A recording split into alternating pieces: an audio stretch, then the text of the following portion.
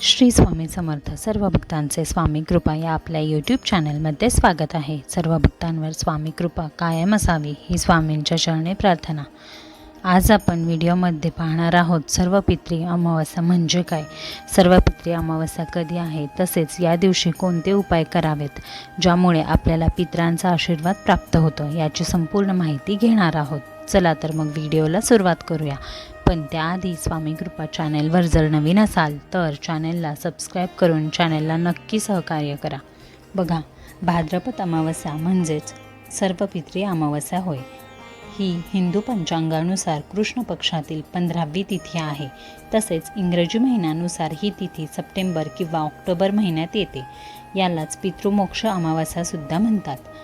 या अमावस्येला मोक्षदायिनी अमावस्या असेही म्हटले जाते. या दिवशी नियमानुसार आपण जर पितरांचे श्राद्ध, तर्पण किंवा पिंडदान केले तर पितृ आपल्यावर प्रसन्न तर होतातच, तसेच आपल्या उज्ज्वल भविष्यासाठी आपल्याला अनेक आशीर्वाद देतात. यावर्षी सर्व पितरी अमावस्या 1 ऑक्टोबर रोजी रात्री 9:40 सुरू होणार असून 2 ऑक्टोबर रोजी रात्री 2:19 असेल. तर या दिवशी तुम्हाला तुमच्या पितरांकडून इच्छा पूर्ण होण्याचा आशीर्वाद मागायचा असेल तर त्यासाठी तुम्ही सर्व पितरी अमावस्येला काही उपाय करू शकता.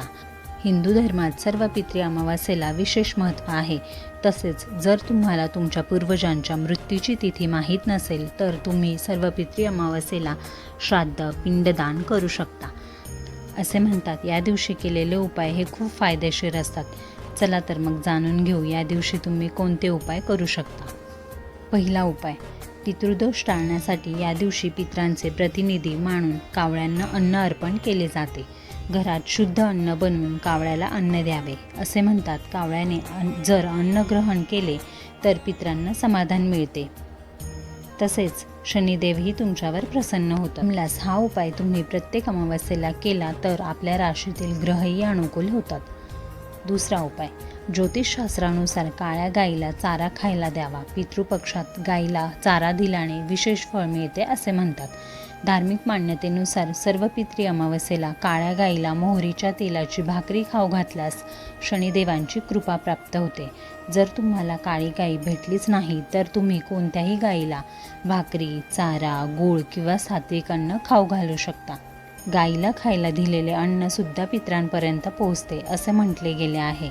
तिसरा उपाय, सर्व पितरी अमावस्येच्या दिवशी पिंपळाच्या झाडाची पूजा करण्याचे विशेष महत्त्व आहे.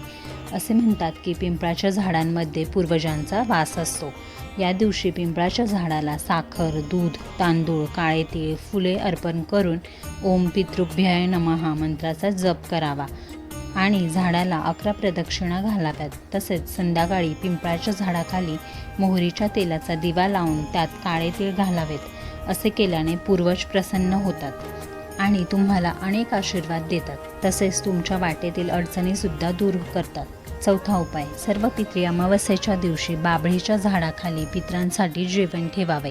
त्याचबरोबर कच्चे दूध, 2 लवंग, थोडेसे बत्तासे व काळे तीळ पितरांसाठी अर्पण करावेत. असे म्हणतात या उपायाने करिअर, नोकरीतील समस्या कमी होतात. तसेच नकारात्मक शक्ती तुमच्यापासून दूर राहतात. पाचवा उपाय, सर्व पितरी अमावस्येला पूर्वजांच्या नावाने लोकांना अन्नदान, कपडेदान, धान्यदान करावे. दान करण्याचे या दिवशी विशेष महत्त्व आहे. या दानामुळे पूर्वजांना शांती तर मिळतेच, पण शनिदेवांचीही कृपा आपल्यावर होते. सहावा उपाय, सर्व पितरी अमावस्येला मुंग्यांना साखर घातलेले पिठाचे गोळे खायला द्यावे. तसेच हे पिठाचे गोळे तुम्ही माशांना सुद्धा खायला देऊ शकता. असे केल्याने तुमच्या सगळ्या इच्छा पूर्ण होतात. सातवा उपाय, सर्व पितरी अमावस्येच्या दिवशी कालसर्पदोषापासून मुक्ती मिळवण्यासाठी सकाळी स्नान करून चांदीच्या नागाची पूजा करून नागाला पांढरी फुले अर्पण करावीत आणि ही पूजा संपूर्ण झाली की फुलासोबत हे सर्व पाण्यात प्रवाहित करावे. असे केल्याने कालसर्पदोषाचा अशुभ प्रभाव कमी होतो आणि तुम्ही जे काही ठरवले आहे ती सर्व कामे पूर्ण होतात. आठवा उपाय, सर्व पितरी अमावस्येला रात्री 5 लाल फुले आणि 5 प्रज्वलित दिवे नदी किंवा तलावात सोडून द्यावे. असे केल्याने धनलाभ होऊन कुटुंबातील प्रत्येक व्यक्तीची उन्नती होते. 9वा उपाय, सर्व पितृ अमावस्येच्या दिवशी काळ्या कुत्र्याला मोहरीचे तेल लावलेली भाकरी किंवा पोळी खायला घालावी. जर कुत्र्याने त्वरित पोळी खाल्ली तर तुमचे शत्रू तुमच्या विरुद्ध काहीही करू शकणार नाही. तसेच या दिवशी तामसिक पदार्थांचे सेवन करू नये, मद्यपान करू नये, खोटे बोलू नये, अनैतिक कामेही करू नयेत. 10वा उपाय, सर्व पितृ अमावस्येच्या दिवशी घरातील ईशान्य कोपऱ्यात गाईच्या तुपाचा दिवा लावावा. यासाठी जी वात तुम्ही वापरणार आहात ती लाल रंगाच्या धाग्यांपासून तयार केलेली असावी. तसेच त्या तुपाच्या दिव्यात केशर व थोडे काळे तीळ घाला. या उपायामुळे तुमची आर्थिक स्थिती मजबूत होईल व तुमच्यावरील कर्जही लवकरात लवकर कमी होईल. 11वा उपाय, जर तुम्ही नोकरीच्या शोधात असाल तर सर्व पितृ अमावस्येच्या दिवशी एक लिंबू देवघरात ठेवा व रात्री 7 वेळा तो लिंबू तुमच्यावरून उतरवून टाका. त्या लिंबाचे 4 तुकडे करून 4ही दिशांना फेकून द्या. यामुळे नोकरी मिळून करिअरमध्ये सुद्धा प्रगती होईल.